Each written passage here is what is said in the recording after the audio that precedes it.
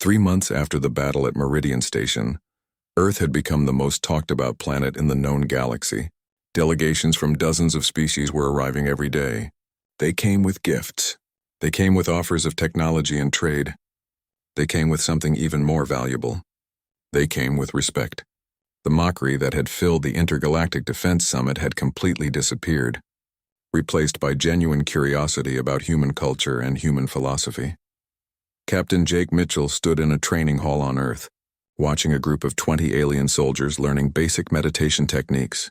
They came from 5 different species. There was a young Vexnathi warrior named Krell, who had traveled across the galaxy to study with humans. There were 3 Korthian soldiers whose hive mind had actually expanded to include respect and admiration, instead of just instinct. There were traders from the Thorellian Empire, monks from the Zenithian temples, and warriors from smaller species that had never received attention from the major powers before. Dr. Nathan Price was guiding them through the breathing exercises. His voice was calm and steady as he explained concepts that had been written down by samurai philosophers hundreds of years ago. The alien soldiers sat in perfect posture, trying to quiet their minds the way humans had learned to do. It was strange to see creatures so different from humans attempting to understand discipline and stillness, but Jake could see that they were trying hard. They were taking the training seriously. Elena Rodriguez walked into the hall and stood next to Jake. She had healed completely from her wounds, and she moved with the same calm grace that all the trained warriors possessed. In her hand, she held a communication device. Her face was serious. "We have a situation," she said to Jake. "There is another crisis on the outer edge of known space. The Xylor Collective is attacking again, but this time in a different location. They are trying to hit multiple targets at the same time. The Alliance fleet is calling for human warriors." Jake felt something shift inside him. Part of him wanted to say no. Part of him wanted to rest and to focus on training, but he knew what his answer had to be. He had accepted his role as a warrior. He had accepted that this was his purpose now. "How many warriors do they need?" Jake asked. "They are asking for at least 100, Elena said. "The other species can send their own soldiers, but they want human warriors leading the defense again. They believe that human tactics and human philosophy can work anywhere. They believe that humans are the key to winning against the Xylor." Jake turned back to watch the alien soldiers still practicing their meditation. Among them was Krell, the young Vexnathi warrior. Krell's crystalline body was trembling slightly as he tried to maintain his breathing technique. He was struggling, but he was not giving up. He was standing still, or in this case, sitting still. "We can do it," Jake said, "but we will need help. We cannot train 100 warriors in a few weeks. We will need the help of the soldiers we have been training. We will need to teach the teachers." Over the next 2 weeks, something unprecedented happened on Earth. Military academies were opened in different cities. Soldiers from dozens of species arrived to begin training. Some came for only a few weeks. Others came for longer. The training was intense and demanding. It combined the ancient samurai philosophy with modern military strategy. It taught soldiers how to find strength in stillness and clarity in chaos. Krell, the young Vexnathi warrior, proved to be an exceptional student. Despite his crystal body being so different from human bodies, he grasped the philosophy quickly. He understood that true strength came not from his biological advantages but from his mind. Within weeks, Krell had advanced so far in his training that he was helping to teach other students. Captain Linda Owen oversaw the entire training operation. She moved between different locations, checking on the progress of different groups. She saw soldiers from the Korthian hive learning to think as individuals, while still maintaining their connection to their collective mind. She saw Thorellian traders discovering that meditation and discipline could make them better business people, as well as better warriors. She saw beings from a dozen different species all discovering the same truth that humans had learned. True strength comes from the inside. One evening, Linda sat with Jake and Elena in a quiet garden overlooking the Pacific Ocean. The sun was setting, and the sky turned orange and red. It was beautiful in a way that the stars in space could never be. "Do you think this will change the galaxy?" Elena asked. Linda smiled. "I know it will," she said, "because it is already changing. Look at what has happened in just 3 months. We went from being mocked to being respected, not because our technology got better, not because we suddenly became more powerful. We changed because we showed others that there was a different way to be strong. Jake watched the sun continue to sink toward the horizon. "The Xylar will attack again," he said, "and we will have to fight them again. But this time we will not be alone. This time we will have allies who understand what we understand. We will have warriors from different species all standing still together, all moving with the same clarity and purpose." "That is what scares the Xylar the most," Linda said. "They do not understand this philosophy. They do not understand why beings would accept death so calmly. They do not understand why warriors would stand still instead of attacking with maximum aggression. To the Xylar, this looks like weakness, but it is the opposite of weakness. It is the strongest thing there is." 2 weeks later, 132 warriors from different species arrived at Meridian Station. They had all received training in human philosophy and tactics. They had all learned to meditate and to find clarity in their minds. Some were human, some were Vexnathi, some were Korthian, some came from smaller species that had never been part of the main galactic powers, and they had all learned to stand still. The Xylar attacked with even more force than before. But this time the Allied forces were ready. The human warriors, now joined by warriors from other species who had learned the same philosophy, held their positions. They did not panic. They did not retreat. They stood still and they moved with perfect intention. Krell, fighting alongside Jake Mitchell, proved that the samurai philosophy could work for any species. His crystalline body made different movements than a human body, but his mind was in the same state of calm clarity. When the battle was at its most intense, Krell and Jake fought back to back. Their movements synchronized even though their bodies were completely different.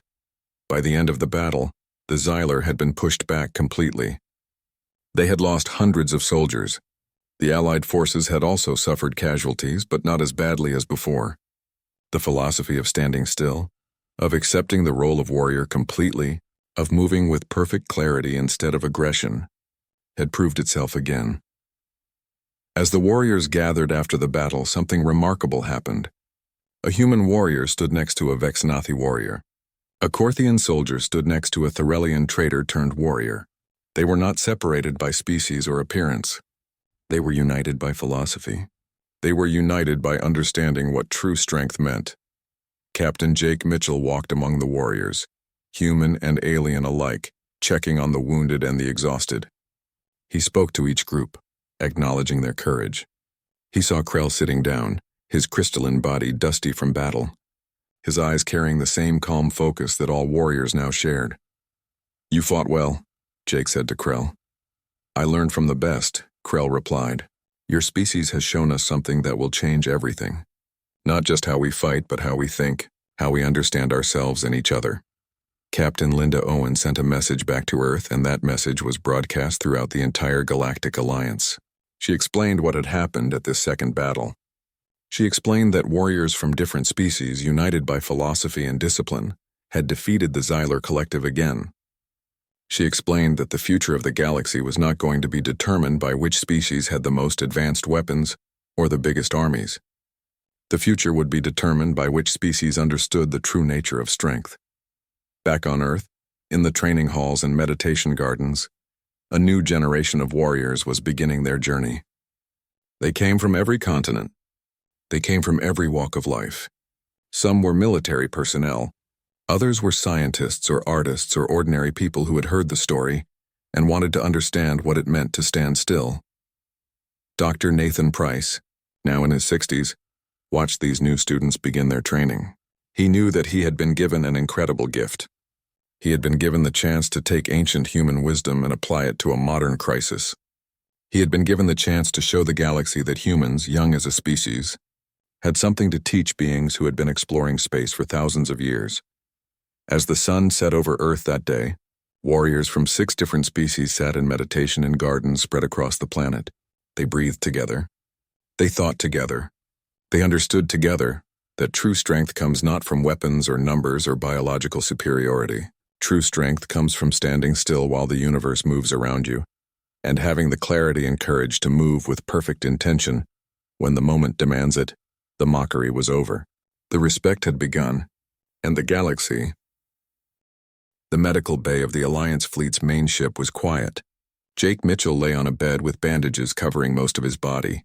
His left arm was broken. He had lost a lot of blood, But he was alive and his mind was clear.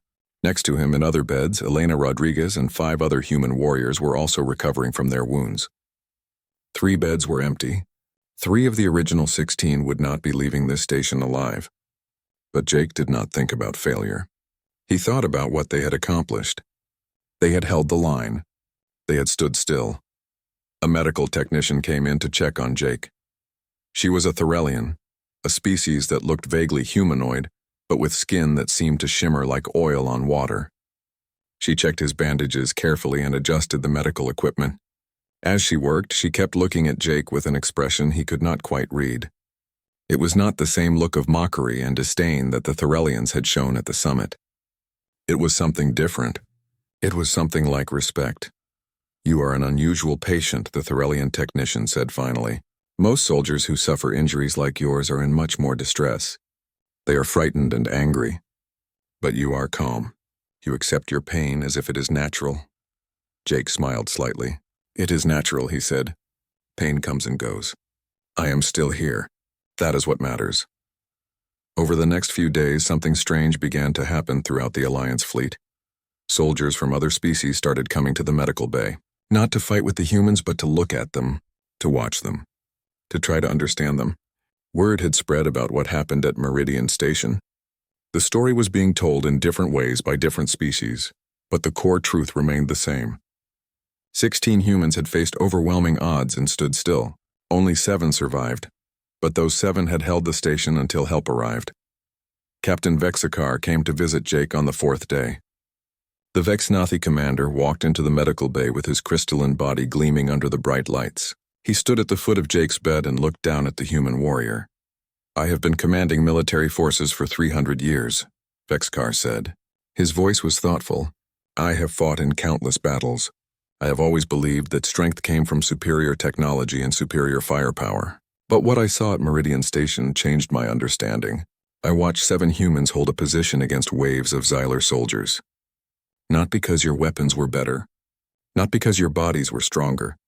You held because your minds were stronger." Jake did not say anything. He simply listened. "I want to know," Vexkar continued, "how you trained your warriors to achieve such discipline. How did you teach them to stand still when everything around them was death?" Jake met the Vexnathi commander's eyes. "We taught them that they were already dead," Jake said. "When you accept that you will probably die, death cannot control you anymore. When you accept your role completely, you can move through any situation with perfect clarity. We taught them that true strength does not come from equipment or from numbers. True strength comes from the mind and the spirit." Vexkar was silent for a long time. Then he said something that no one expected. "I wish to learn this. I wish to understand this philosophy. Would you teach my people?" The news spread through the Alliance fleet like fire.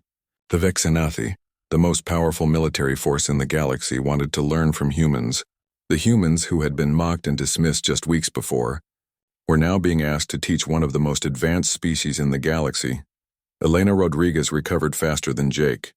She was up and walking within a week. As she moved through the corridors of the Alliance ships, she noticed the change in how other species looked at her. Some of the Korthians actually bowed when she passed. A group of Zenithian monks asked if they could sit with her in meditation. Thorellian traders wanted to know if Earth sold any martial training services. Captain Linda Owen arrived at the Alliance fleet headquarters in a small shuttle.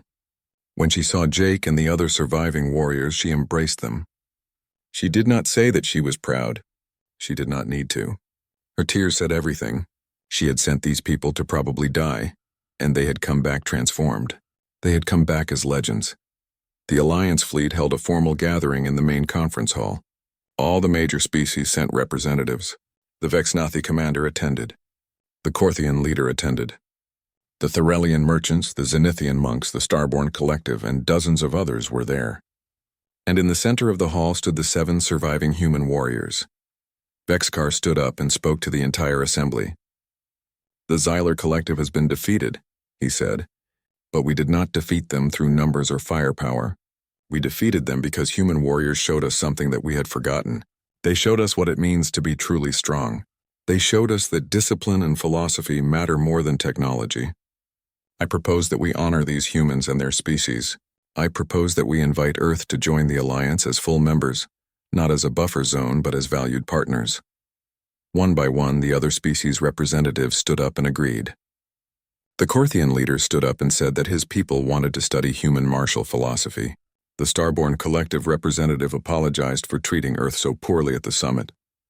Even the traders and the merchants wanted to establish relationships with Earth. Jake Mitchell was brought to the center of the hall. Captain Linda Owen stood beside him. Jake was still healing, still moving carefully because of his wounds, but he stood with perfect posture. He stood the way he had been trained to stand. He stood still. "We came here thinking that your galaxy measured strength by weapons and technology," Linda said to the assembled aliens. "We were wrong. Your galaxy measures strength by many things, but what we showed you is that humans have something that technology cannot give you. We have the ability to stand still while everything around us is chaos. We have the ability to accept death and move forward anyway. We have philosophies and codes that have been tested over thousands of years of human history. We are not the strongest species in the galaxy. We are not the smartest. We are not the most advanced. But we are warriors, and we know how to stand." Over the following weeks, the story of Meridian Station became legend throughout the galaxy. Artists from different species created paintings and sculptures showing the human warriors standing in formation. Philosophers began studying human history and human philosophy. Young soldiers from the Vexnathi Empire, from the Korthian Hive, from every major species began requesting transfer to Earth so they could study with human martial masters. Jake Mitchell stood on the observation deck of the Alliance flagship, looking out at the stars. Captain Linda Owen joined him, standing beside him in silence for a moment before speaking. "Did we accomplish what we set out to do?" Linda asked. Jake turned to look at her. His face was calm, and his eyes held a depth that had not been there before the battle. "We did more than that," he said. "We did not just prove that humans were warriors. We reminded the galaxy of something it had forgotten. We reminded them that the strongest battles are not won through brute force. The strongest victories come from standing still, from accepting your role completely, from having a clear mind and a focused spirit."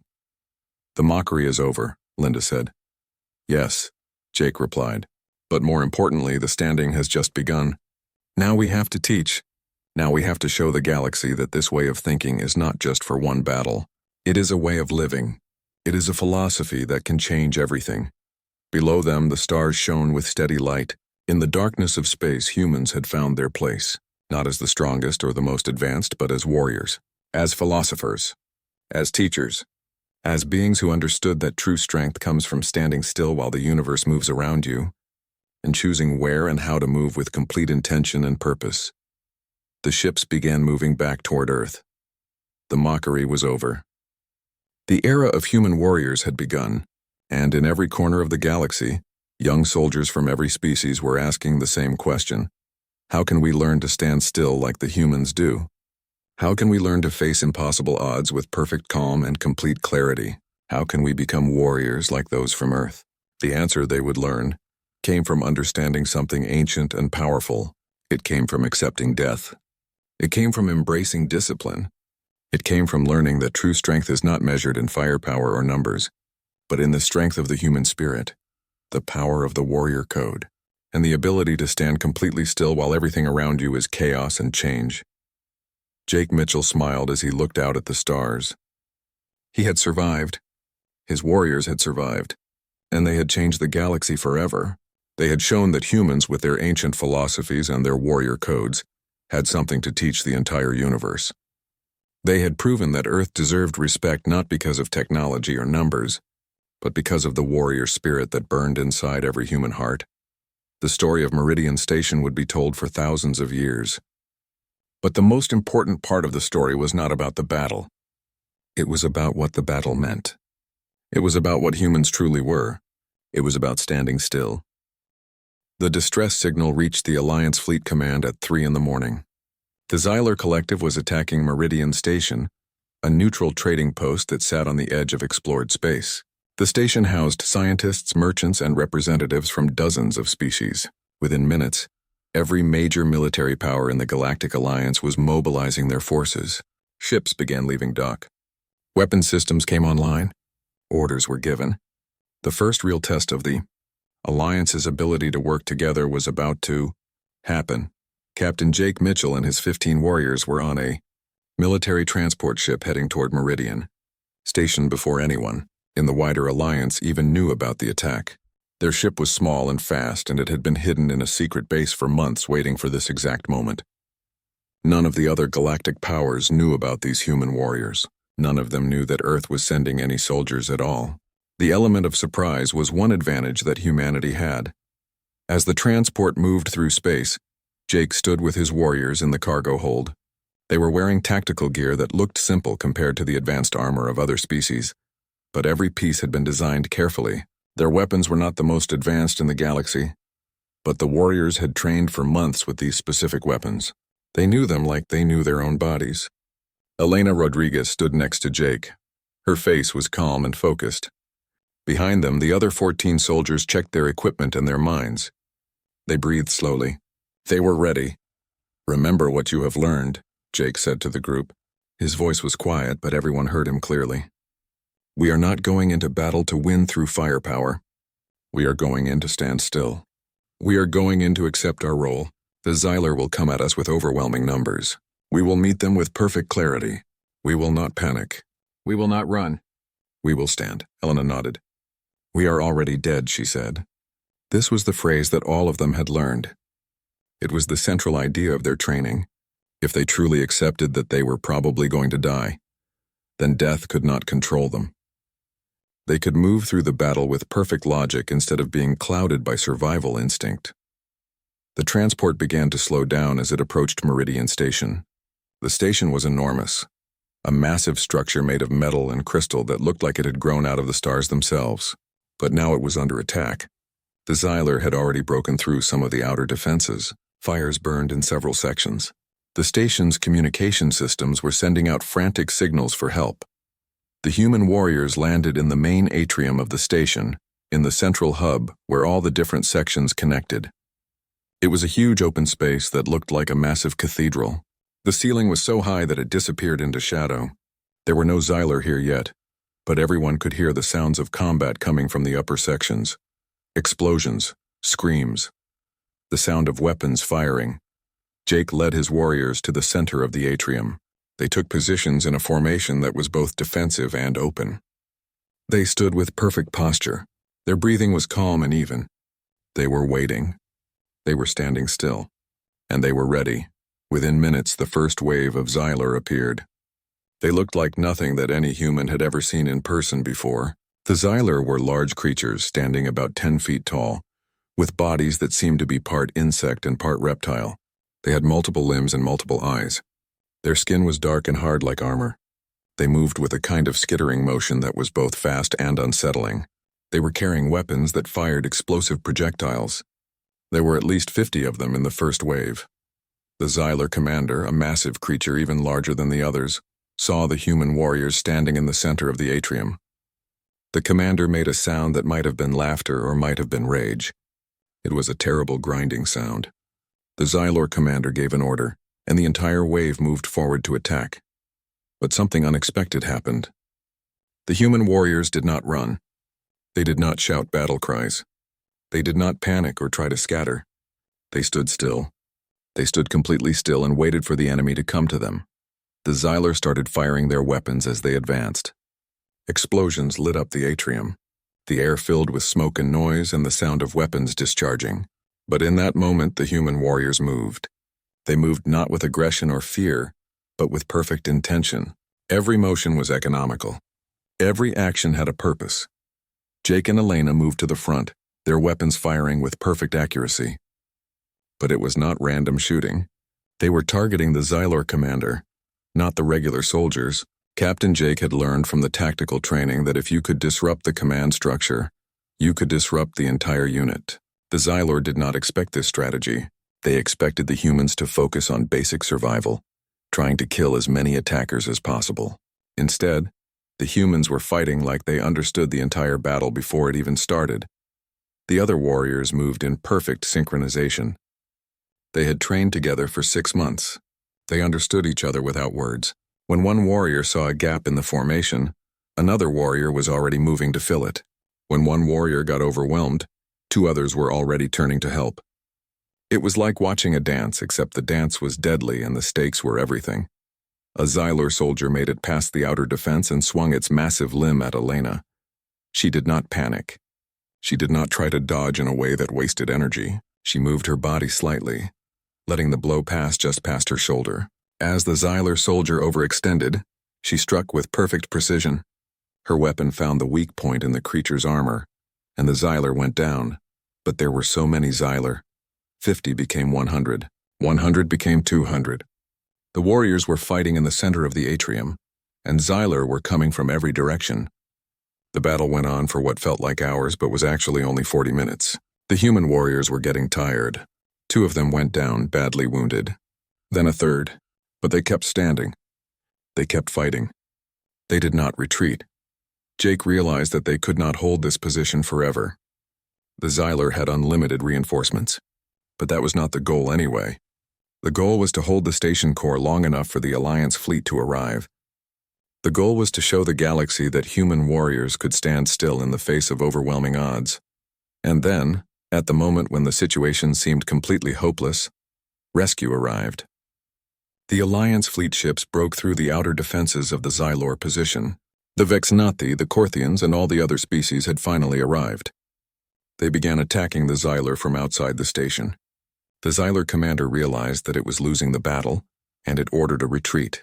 The remaining Xylor soldiers began pulling back, covering their commander's escape. When the sounds of battle finally stopped, there was silence. The silence was heavy and real. The human warriors stood in the center of the atrium, surrounded by the bodies of fallen Xylor and surrounded by the destruction of combat. Out of the 16 human warriors, only 7 were still standing. 9 had fallen. But as the Alliance ships docked and alien soldiers began entering the station, what they found was not what they expected to find. They found 7 human warriors still standing. Still in formation, still breathing calmly. Still focused, Captain Jake Mitchell looked at the arriving Alliance soldiers with eyes that were completely clear. He was wounded, and blood was dripping from several places on his body. But he stood absolutely still. Elena Rodriguez stood next to him in the same posture. They had not run. They had not panicked. They had stood still while everything around them was chaos and death. The Vexnathi commander, whose name was Vexkar, walked slowly into the atrium.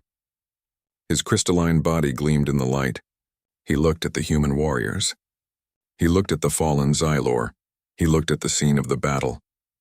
And for the first time in centuries, the Vexnathi commander did not know what to say. He had come expecting to fight the Xylor himself. He had come expecting to show his superior power. Instead, he found that 6 humans had done something that his own forces could not have done. 6 humans had held the line. 6 humans had stood still. Vexkar approached Jake slowly. "What are you?" the Vexnathi commander asked. His voice sounded confused, even uncertain. Jake answered in a voice that was quiet but strong. "We are humans," he said. "We are warriors from Earth. We are here to show you what it means to stand still." The morning sun had not yet risen when the 16 soldiers arrived at the mountain facility. They had been told to bring nothing but the clothes on their backs. They did not know what they were here for, only that they had been selected for something important. The soldiers stepped out of the transport vehicles and looked around. The facility was unlike anything they had ever seen. It was built into the mountainside, with some structures underground and others open to the sky. There were gardens with perfect rows of stones and sand. There were buildings with large windows that looked out over valleys and peaks, and there was silence. Complete, total silence. Captain Jake Mitchell was the first to step forward. He was a tall man with strong shoulders and a face that looked serious but kind. He had seen combat in 3 different star systems and had lost many friends. Next to him was Sergeant Elena Rodriguez, a woman with dark eyes and the kind of quiet confidence that came from years of dangerous missions. Behind them came 12 more soldiers, each one selected because they had something special inside them. They had courage, but more than that, they had the ability to think clearly even when everything was falling apart around them. Dr. Nathan Price was waiting for them at the main entrance. He wore simple white clothes and stood with perfect posture. Behind him came 4 other instructors.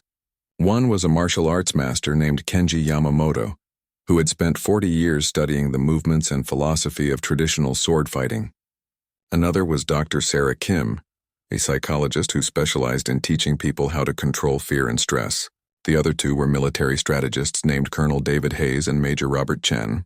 "Welcome," Dr. Price said in a calm voice. "For the next 6 months, you will not be soldiers in the way you understand that word.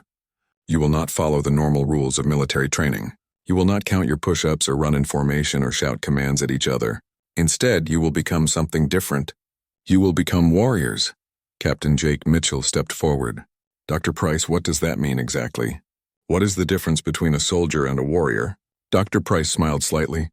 "A soldier follows orders. A soldier is trained to use weapons and to work as part of a unit. A warrior understands why he is fighting. A warrior has accepted his role completely. A warrior moves through combat not with fear or aggression but with perfect clarity. By the end of 6 months, you will understand this in your bones, not just in your mind." The training began immediately. The first week was dedicated to meditation and breathing exercises. The soldiers were taken to a large empty hall with wooden floors. Kenji Yamamoto taught them how to sit properly, how to breathe from their bellies, and how to quiet their minds. This was harder than any physical training they had ever done. Their minds wanted to jump around like monkeys. They wanted to think about food or home or the missions that still needed to be completed. But Kenji was patient. He walked among them, making small corrections to their posture, whispering instructions about how to focus their attention. "Your mind is like a wild horse," Kenji told them. "It wants to run in all directions. Your job is not to force the horse to stop. Your job is to sit on the horse with perfect balance. When the horse moves, you move with it. But you are not the horse. You are the rider. This is the first lesson." By the second week, the soldiers were learning basic sword movements. Kenji taught them with wooden swords, not real ones. He showed them how the samurai understood movement as a kind of meditation. Every cut, every thrust, every defensive block was connected to the breath and to the mind. There was no wasted energy. There was no extra movement. Every action had a purpose. Elena Rodriguez found that she actually enjoyed this. She had always been a soldier who moved fast and reacted quickly.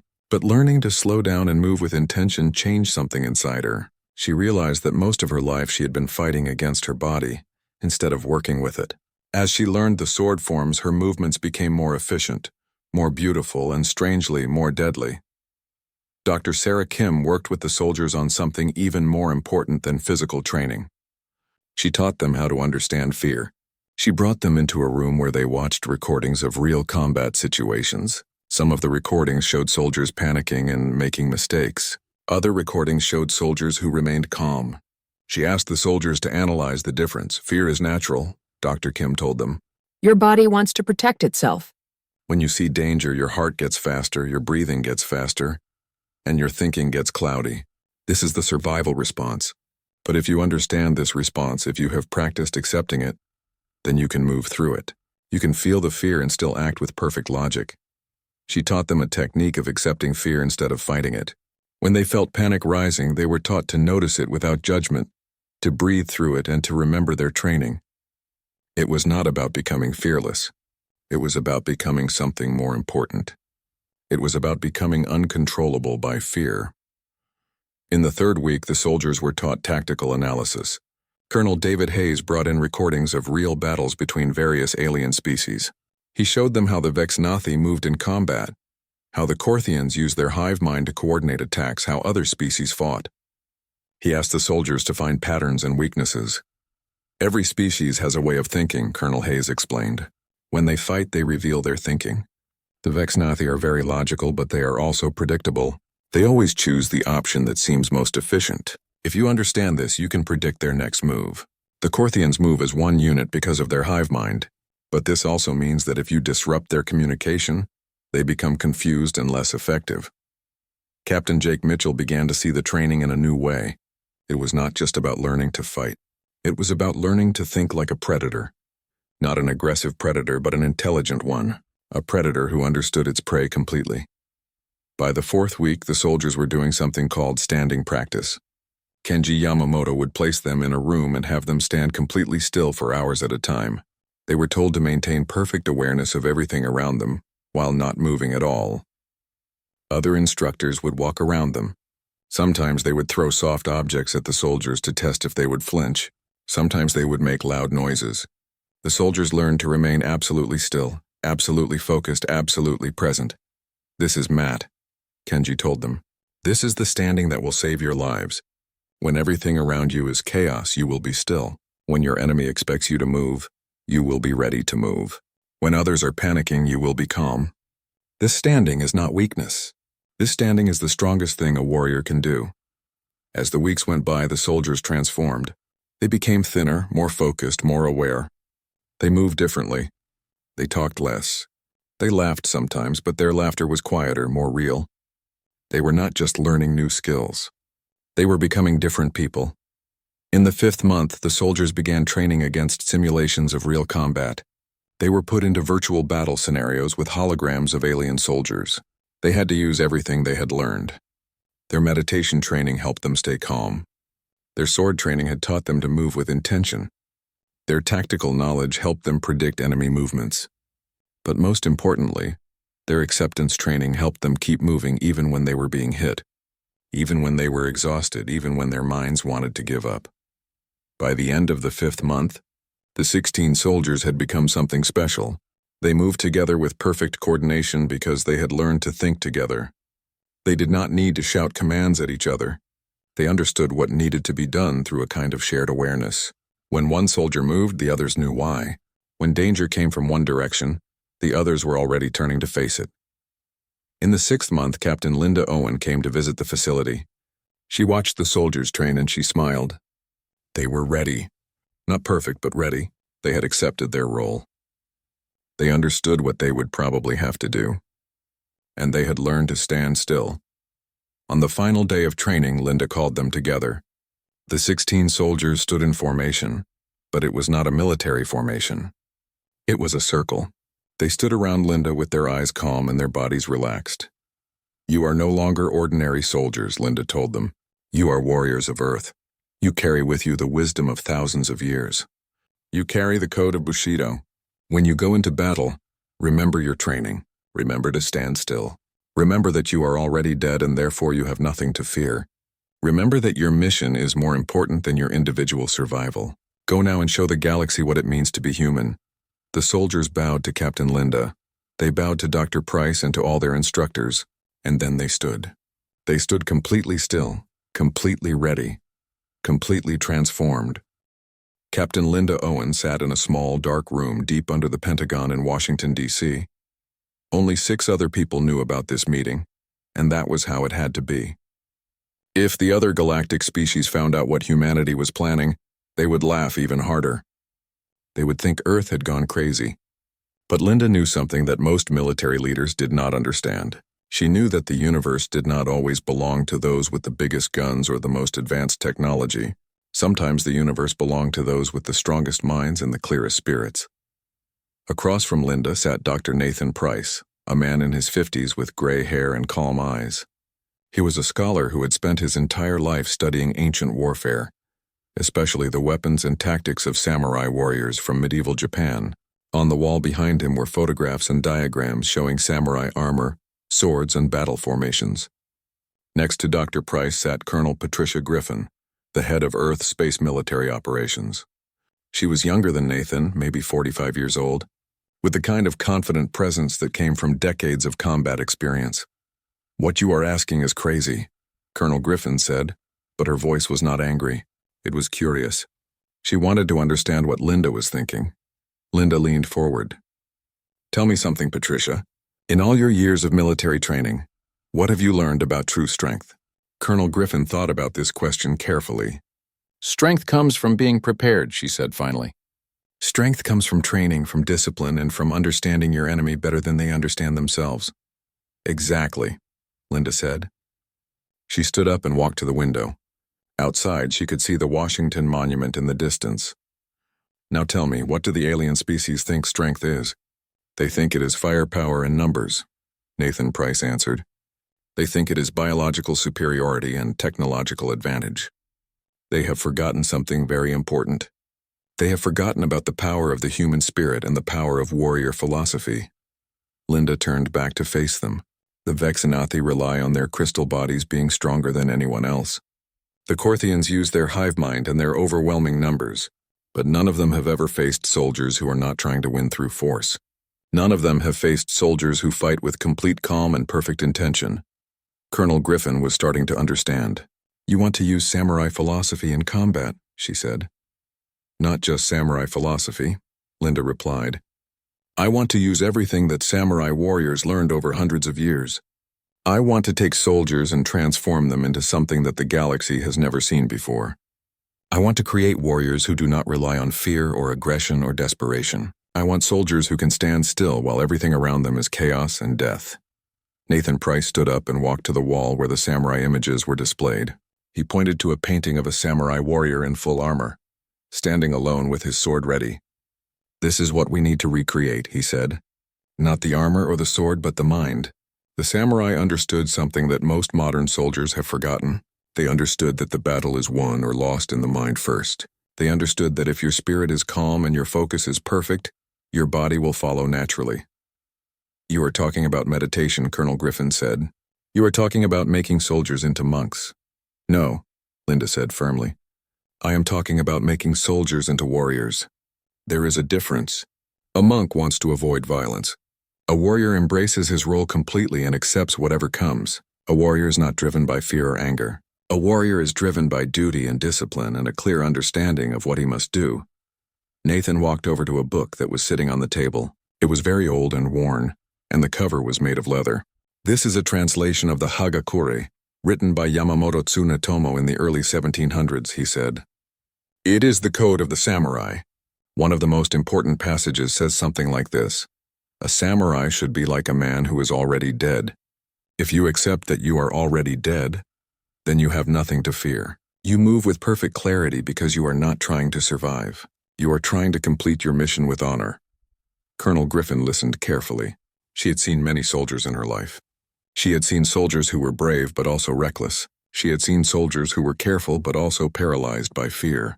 She had never seen soldiers who had achieved complete acceptance of their role. But she could understand the theory. If a soldier truly believed that he was already dead, then he could act with perfect logic instead of being clouded by survival instinct. "How would we train people like this?" Colonel Griffin asked.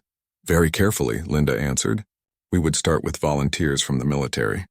People who have already seen combat and who understand discipline.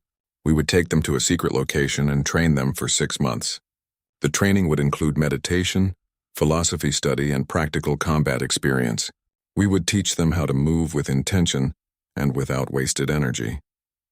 We would teach them how to understand enemy movement and predict enemy actions. We would teach them how to stand still." "Standing still?" Colonel Griffin looked confused. "Yes," Nathan explained. "In samurai tradition, there is a concept called mat, which means to wait or to hold. A samurai could stand completely still, completely alert, with perfect awareness of everything around him. He was not frozen or weak. He was focused. He was ready to move instantly if the situation required it. But until that moment, he conserved energy and maintained perfect clarity." Linda walked back to the table and looked at Colonel Griffin directly. "I need you to trust me on this. I need you to give me permission to select 16 of the best soldiers we have. I need 6 months in a secret facility, and I need Dr. Price to help me train them in both ancient warrior philosophy and modern military strategy." Colonel Griffin was quiet for a long time. She looked at the pictures of samurai warriors on the wall. She thought about the mockery that the alien species had shown toward Earth. She thought about the impossible odds that humanity was facing, and she realized something important. What did Earth have to lose? They were already going to be used as cannon fodder anyway. If Linda's plan worked even a little bit, it would be better than what was going to happen otherwise. "All right," Colonel Griffin said finally. "You can have your 6 months and your facility. But if this does not work, Linda, we will have wasted valuable resources and time." "It will work," Linda said with absolute confidence, "because the galaxy has forgotten what humans are truly capable of. They have forgotten that we are adaptable, that we are creative, and that we have spirits that cannot be broken by technology or numbers. We are going to remind them." Dr. Nathan Price smiled. He had spent his entire life studying samurai warriors from history. Now he was going to help create something like them again, but for a different time and a different purpose. He was going to help create warriors who could stand still while the universe burned around them. Over the next few days, Colonel Griffin and Linda Owen began selecting soldiers. They looked for people with combat experience, people with strong minds, people who could learn to embrace discipline in a way that most soldiers could not. They found 16 people who were willing to give everything to this experiment. These soldiers did not know what they were training for. They only knew that Captain Linda Owen had chosen them for something special and that they would be taking a journey that would change everything. The training facility was built in a hidden mountain location far from any cities. It was designed with both meditation spaces and training rooms. There were gardens where soldiers could sit in silence. There were combat simulators where they could practice fighting against impossible odds. There were classrooms where Dr. Price would teach the philosophy of Bushido and the warrior code. Everything was ready. Everything was prepared. Now it was time to transform ordinary soldiers into something extraordinary. It was time to create the Samurai of Earth. The Intergalactic Defense Summit took place on Stardust Station, a massive structure that floated in the empty space between star systems. 17 different alien species had sent their best representatives and military leaders to discuss a serious problem. A new threat called the Xyler Collective was destroying entire star systems one by one. The Xyler were not like other species that wanted to trade or make peace. They wanted to conquer everything and kill anyone who stood in their way. Marcus Hayes walked through the wide corridors of the station with his head held high, even though his heart was beating fast. He was the ambassador from Earth, and he knew that this meeting was the most important one his planet had ever attended. Next to him walked Captain Linda Owen, a strong woman with sharp eyes and a calm face. She was the military advisor, and she had seen more combat than anyone else on the human delegation. Behind them came 3 other humans who were experts in different areas. Everyone on the station watched them as they passed. The looks they received were not kind. The conference room was enormous and beautiful. The walls seemed to glow with soft light, and the ceiling was so high that it felt like looking at the sky. Long tables made of a silver material that nobody on Earth had ever seen before were arranged in a circle. Beings of all shapes and sizes were already sitting in their seats. Some looked almost human, while others had more than 2 legs or strange bodies that seemed to be made of crystal or liquid. The Vexinathi were especially striking. They were tall and their bodies looked like they were carved from clear glass. When they moved, their skin sparkled with 1,000 colors. The Korthian Empire representatives were different. They looked like huge insects, each one standing 8 feet tall with extra arms and eyes that could see in all directions at once. When the human delegation sat down at their assigned seats, the room became quieter. It was a quiet that made Marcus feel uncomfortable. He could feel the weight of judgment all around him. The Vexnathi commander, whose name was Vexkar, turned his crystalline head and looked at the humans. Then he made a sound that seemed like laughing. It was a harsh, sharp sound like glass breaking. "Humans," Vexkar said in a voice that cut through the air. "I did not think your species would be brave enough to leave your little blue world. Surely your primitive technology would not survive the journey here." Other alien representatives began to laugh. Some covered their mouths, but their shoulders moved with amusement. The Thorellian traders, who were generally known as peaceful, whispered to each other and pointed at the humans. Even the Zenithian monks, who never showed emotion, seemed to smile slightly. Marcus felt his face grow hot, but he kept his expression calm. He had trained for this. He had prepared speeches and reports about humanity's achievements. He knew that Earth was young compared to these civilizations. Humanity had only recently discovered how to travel between stars, but that did not mean humans should be laughed at. He opened his mouth to speak, but before he could say anything, the Korthian leader stood up. The Korthian commander was named Threshkai, and his voice sounded like thousands of insects buzzing at once. "The mockery is deserved," he said. "My species has been traveling the stars for 5,000 years. We have conquered hundreds of worlds. The humans have been here for less than 50 years. They are children playing with technology they do not understand. They should not even be allowed to sit at this table." Captain Linda Owen felt her hands close into fists under the table. She was trained to stay calm, and she did. But inside, something was building. She looked at the Vexnathi and the Korthians, and the other species, and she realized something important. None of them understood real strength. They thought strength came from shiny technology and large armies. They thought strength came from conquering and destroying. But they had forgotten something ancient and powerful: They had forgotten what it meant to stand still and face impossible odds with a calm spirit. The meeting continued for 6 more hours. Marcus tried his best to present Earth's position and what humans could offer. He talked about human adaptability and human creativity. He explained that humans could learn quickly and work together in ways that other species sometimes could not. But his words seemed to fall into empty space. Nobody listened. Nobody cared. The other species were too busy discussing their own plans and their own power. When it came time to talk about the defense strategy against the Xyler Collective, the situation got worse.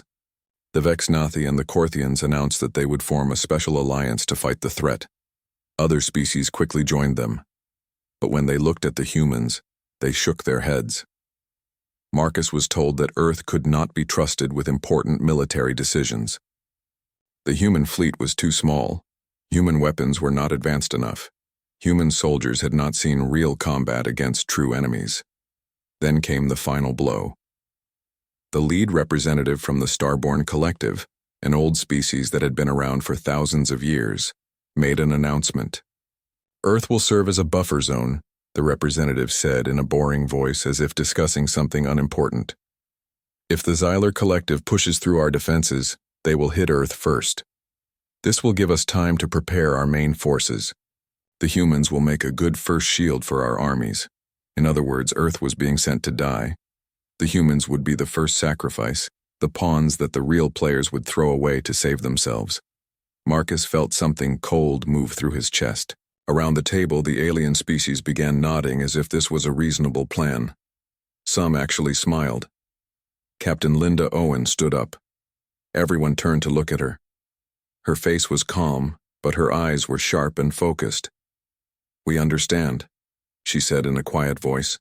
"Humanity will accept our role. We will prove that Earth deserves better.